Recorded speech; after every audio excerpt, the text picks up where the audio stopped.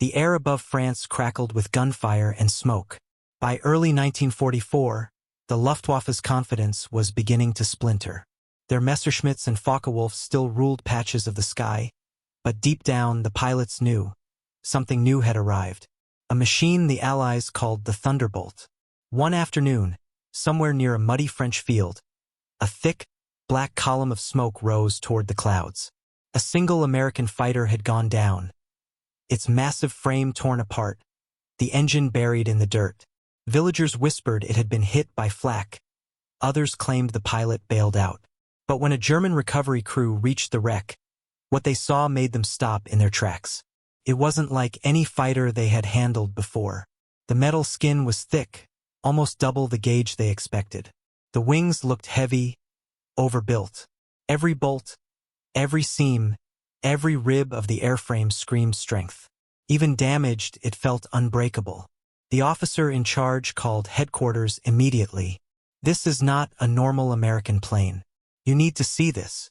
A few days later, the twisted remains of that aircraft were delivered to a hangar on the outskirts of Kassel, Germany, one of the Luftwaffe's secret analysis centers. Engineers, test pilots, and intelligence officers gathered around the wreckage. The tag on the side read, Republic P-47 Thunderbolt. They had heard rumors, but now, standing face to face with it, they realized why Allied pilots called it the Jug. It was huge, a brute of an airplane, and yet somehow it had dominated their skies. Inside the hangar, a silence hung over the group as they started taking it apart. Bolts screeched, panels lifted, and piece by piece, the Thunderbolt revealed its secrets. At first, the engineers were puzzled. "Why would anyone build a fighter this heavy?" one of them muttered, running a hand along the massive frame. Most fighters were designed to be light, quick, nimble, almost fragile. But this was a tank with wings, a machine built not to dance, but to endure. They pulled back the cowling around the nose and froze. Inside sat the Pratt & Whitney R-2800 Double Wasp, an 18-cylinder radial engine, a piece of machinery so powerful, so loud, and so complex that it looked almost alien. The chief engineer stepped closer, examining the twin rows of cylinders, the precision of the machining, the sheer bulk of it. His eyes widened. "No wonder it could climb through flak like nothing," he whispered. "This engine is a masterpiece." They compared it to their own BMW 801, the engine that powered the Focke-Wulf 190, their pride and joy. The BMW was strong, yes, but the Double Wasp? It was a beast. Bigger displacement, better cooling, and nearly 2,000 horsepower on takeoff. And then they found the turbocharger, tucked deep in the rear fuselage, connected by a maze of ducts and pipes. One engineer just shook his head. "They're wasting materials. This is insane engineering." But the chief shook his head slowly. "No," he said, "this is not waste. This is confidence. They can afford it." That line stuck in the minds of everyone there. Because in that moment, the Thunderbolt wasn't just a plane. It was a message. A symbol of American industry, wealth, and daring. Germany's engineers were brilliant, but they were building under siege. The Allies were building like they had all the time and metal in the world. They stripped deeper, uncovering the guns, the armor plates behind the pilot's seat, and the thick bulletproof glass. Each layer told a story of survival. The Thunderbolt wasn't made for elegance. It was made for returning home alive. By nightfall, the hangar smelled of oil and metal shavings. The German team gathered around the table where they had laid out every major component. One of them, a young design officer, stared at the disassembled pieces and said softly, "It's not fast, it's not graceful, but it's unbeatable." The next day, the analysis continued. They examined how the control systems worked, thick cables and rugged pulleys, nothing fancy, just reliable mechanics. The American designers had chosen durability over sophistication. Where German planes used precision gears, the Thunderbolt used brute force and simplicity. Could take a beating and still fly. The test pilot assigned to evaluate it walked around the airframe with quiet disbelief. "It looks like a bomber," he said. "How does it fight like a fighter?" The chief smiled faintly. "That," he replied, is what we're going to find out. The hook for the audience comes right here, the turning point where curiosity becomes obsession. Because in the next phase, they would rebuild it. They would put it back together, just enough to start the engine, to hear it roar again. They wanted to understand what kind of monster the Americans had created, and why their pilots seemed to love it so much.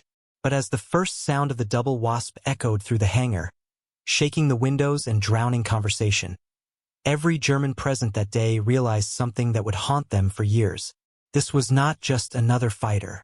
This was industrial supremacy in motion, and the Luftwaffe had no answer for it. The morning air around the Kassel hangar was cold and metallic. Mist clung to the runway, and the only sounds were the faint clinks of wrenches and the low murmur of German engineers. In the middle of the hangar stood the rebuilt monster, the captured Republic P-47 Thunderbolt, its olive-drab skin now patched with gray primer, scars of war still visible across its fuselage. They had spent weeks rebuilding it. Every nut and bolt had been catalogued, every part studied. What couldn't be repaired, they replicated. And today they were ready. Today, the Germans would bring an American war machine back to life. The chief engineer, Oberingenieur Franz Müller, walked around the aircraft one last time. His gloved hand brushed along the thick, riveted panels. He couldn't help but admire it. "This is not an aircraft," he murmured. "It's a philosophy." He knew this wasn't just about understanding the P-47, it was about understanding why the Americans built like this. Why they chose brute force over finesse. And maybe, deep down, he wanted to prove that German ingenuity could still outthink American muscle. At 0700 hours, the test team assembled. Mechanics checked fuel lines. Oil was pumped into the giant Pratt & Whitney R-2800 Double Wasp, its 2 rows of 9 cylinders waiting like sleeping wolves. Müller nodded. "Let's start her." The ground crew cleared the area. A mechanic primed the fuel pump and gave a thumbs up. Another shouted, "Contact!" The propeller began to turn. Slow at first, then faster. A cough, a sputter, and then thunder.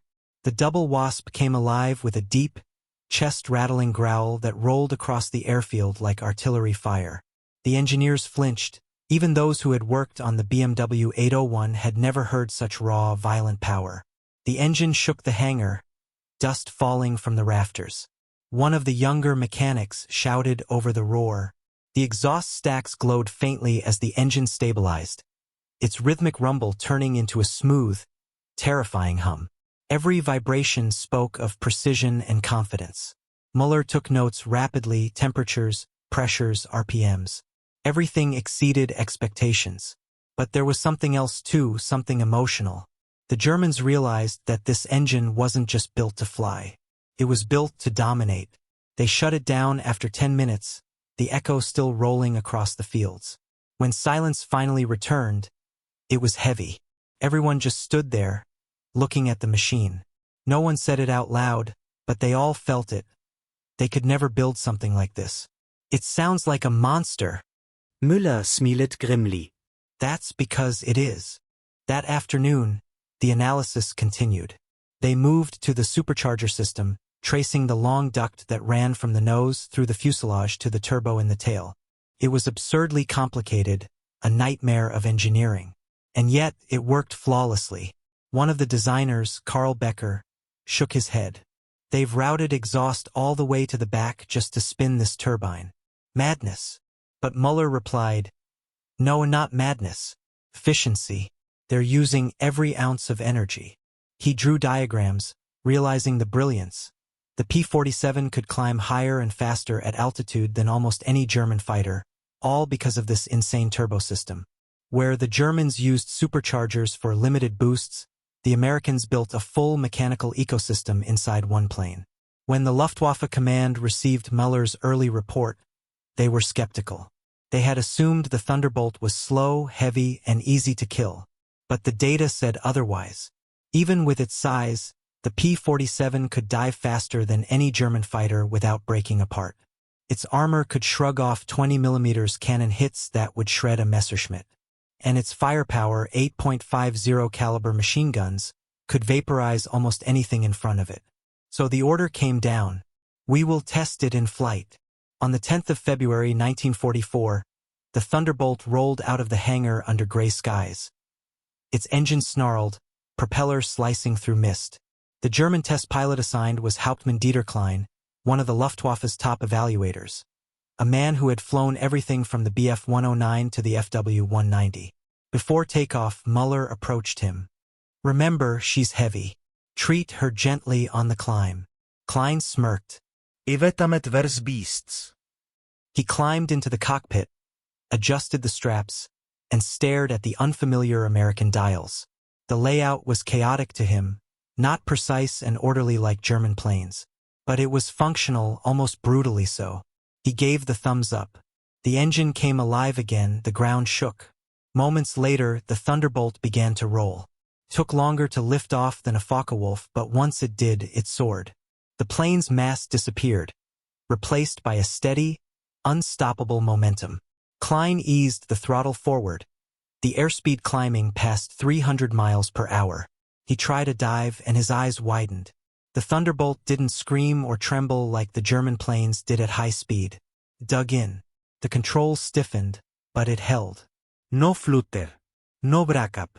He pulled out at 450 miles per hour, something no German fighter could survive, and the jug just leveled smoothly. He laughed inside his mask. "You stubborn, magnificent beast." Over the airfield, engineers watched through binoculars as the American plane, now with German crosses painted on its tail, roared across the sky. They could hardly believe it. The Thunderbolt climbed like a bomber but dove like a falling hammer. Klein made several passes, pushing it harder each time. When he landed, he pulled off his helmet and shook his head. "Gentlemen," he said, still catching his breath, "this aircraft is not a fighter. It's an avalanche. Once it moves, nothing stops it." Muller scribbled the words down. He knew that line would echo through the corridors of the Luftwaffe's intelligence office. The full report that week spread across German command centers. It confirmed every fear they had quietly harbored. The Americans weren't just winning because of numbers. They were winning because of engineering philosophy.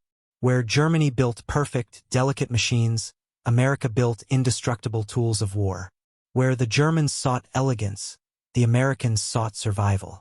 Even Hitler's technical advisors were alarmed. They ordered immediate counterstudies. Could they build a similar heavy fighter? Something with a turbocharger and massive engine? The answer came back cold and clear. "Not with the resources we have left." That sentence sealed it. Germany had met its industrial wall. In the weeks that followed, Muller continued to test small modifications, even suggesting integrating Thunderbolt-style armor into German aircraft. But nothing worked. The metal alloys, the engine technology, even the fuel quality, all were inferior.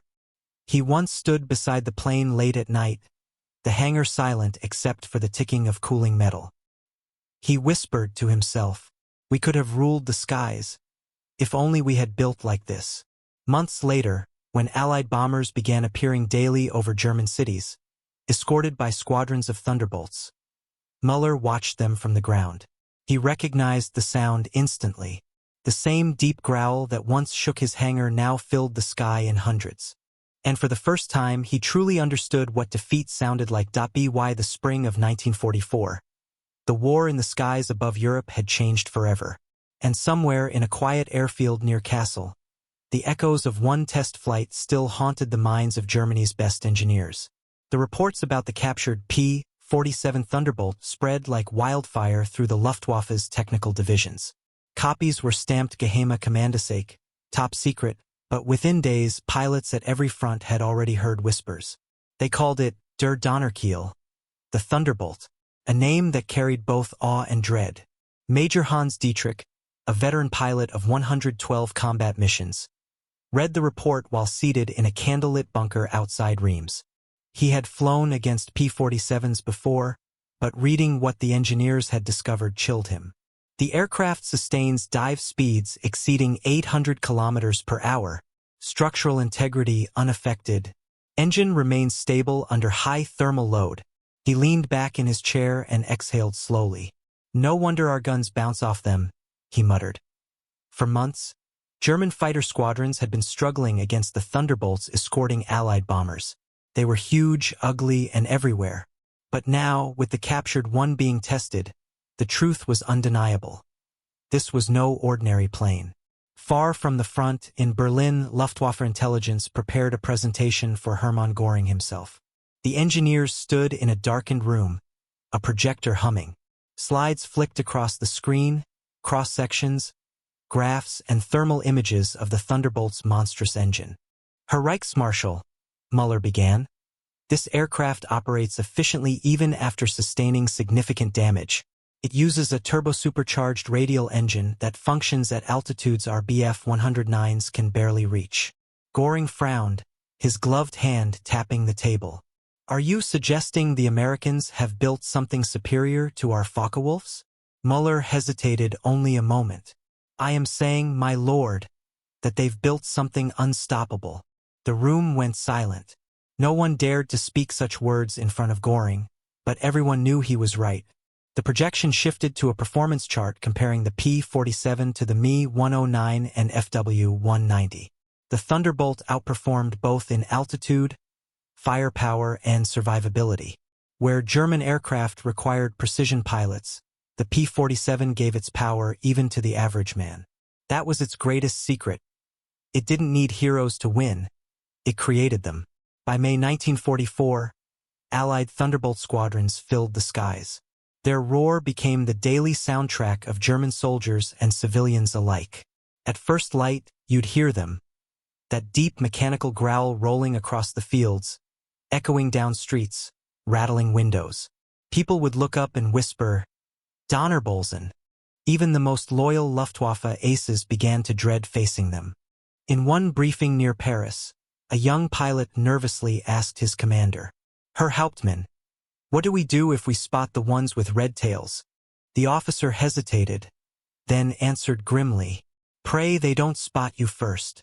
Those red tails were the legendary Tuskegee Airmen, flying Thunderbolts before transitioning to Mustangs, but even in those days their legend had begun. The Germans didn't care who flew them. They feared the aircraft itself. Meanwhile, back in Kassel, Muller and his team continued analyzing data from their tests. He'd written over 400 pages of technical notes, pressure readings, exhaust heat curves, supercharger designs, and yet one thing bothered him most, the simplicity. Every major German aircraft required delicate maintenance, rare materials, and constant tuning. The Thunderbolt? It was built like a tractor, heavy, ugly, and indestructible. They can build 10 while we build one, said Becker, one of the mechanics. Müller seid. And that one will last longer than ours ever could. He had begun to feel something strange, admiration, not just for the machine but for the mindset behind it. He once told a colleague quietly, the Americans engineer for survival. We engineer for perfection. In war, survival wins. Then came Operation Point Blank, the Allied bombing offensive that targeted German aircraft production. Muller's airfield wasn't spared. One morning in June, the alarm sirens wailed, and he ran outside just in time to see a formation of bombers approaching, escorted by a swarm of Thunderbolts. The sight was surreal. He watched through the smoke as hundreds of the same aircraft he had studied now blazed across the sky, tearing through flak bursts, diving on German interceptors like hawks. The engines howled, their 8 machine guns flashing like lightning. In seconds, an FW-190 spiraled down in flames. Then another. The sky burned with silver and fire. Muller stood frozen as one Thunderbolt passed low overhead, close enough for him to see the American insignia, the pilot's face a blur through the canopy. For a heartbeat, he saw the full circle of fate. He had once stood beside one of these machines in silence. Now he stood beneath hundreds, powerless. When the raid ended, the hangar was rubble. The captured Thunderbolt lay shattered, wings broken, tail missing.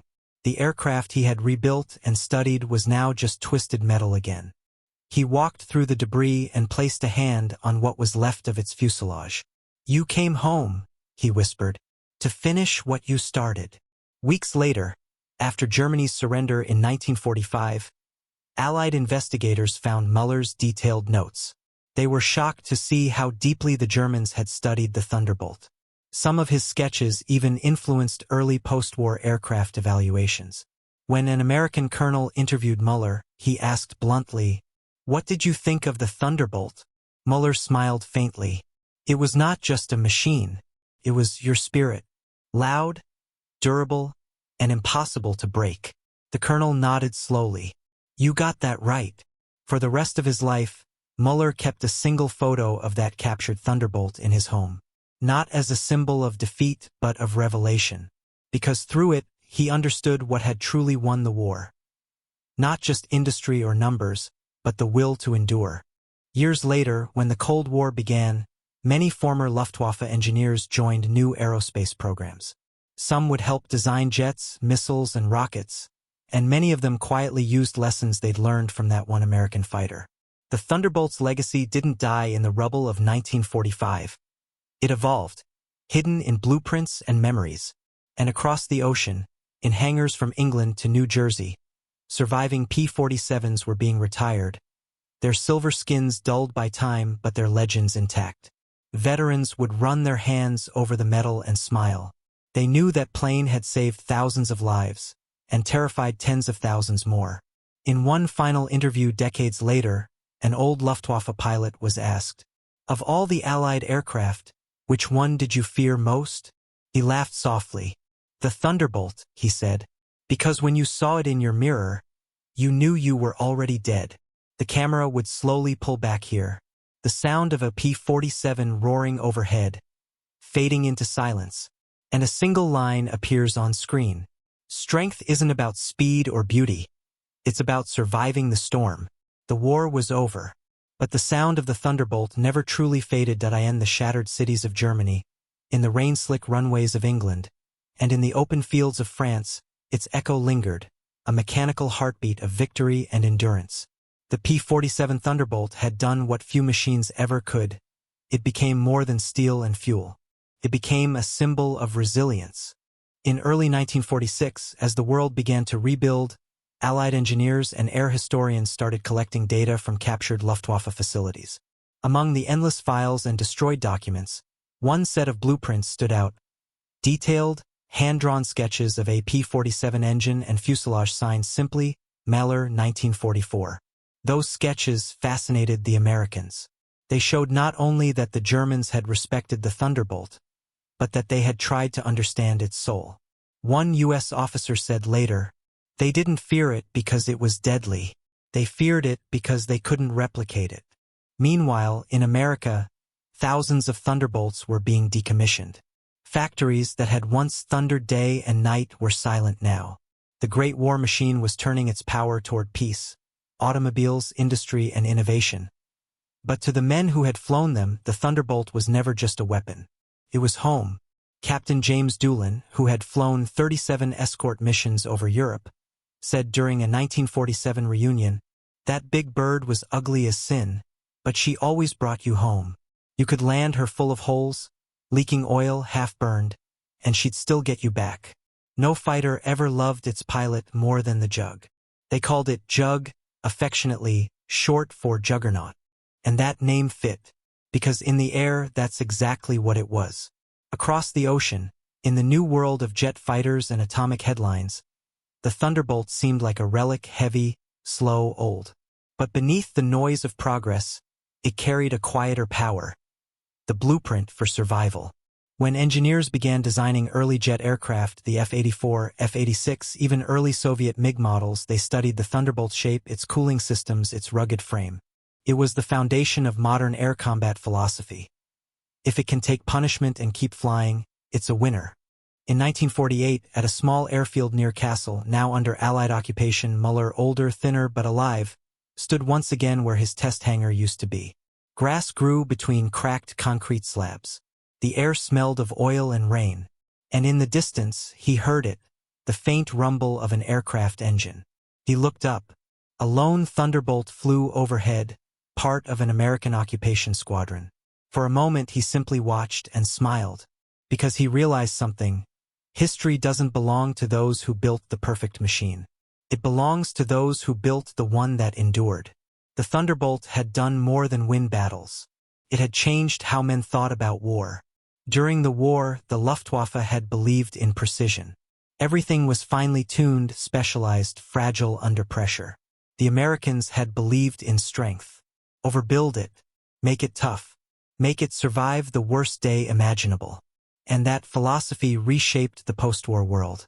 By 1950, Thunderbolts were serving in new wars, the Korean War, in the hands of new pilots fighting new enemies.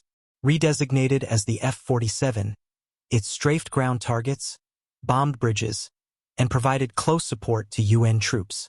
Even in a world of jets, it refused to fade quietly. A combat report from 1951 described a single F-47 returning to base with 400 bullet holes, and still landing safely. The pilot wrote on his report, "The Jug lives." Meanwhile, the legend spread far beyond the battlefield. Model makers, engineers, even filmmakers began to rediscover the story. And in 1964, at an air show in England, a restored Thunderbolt took to the sky once again. When the engine roared to life, the crowd went silent.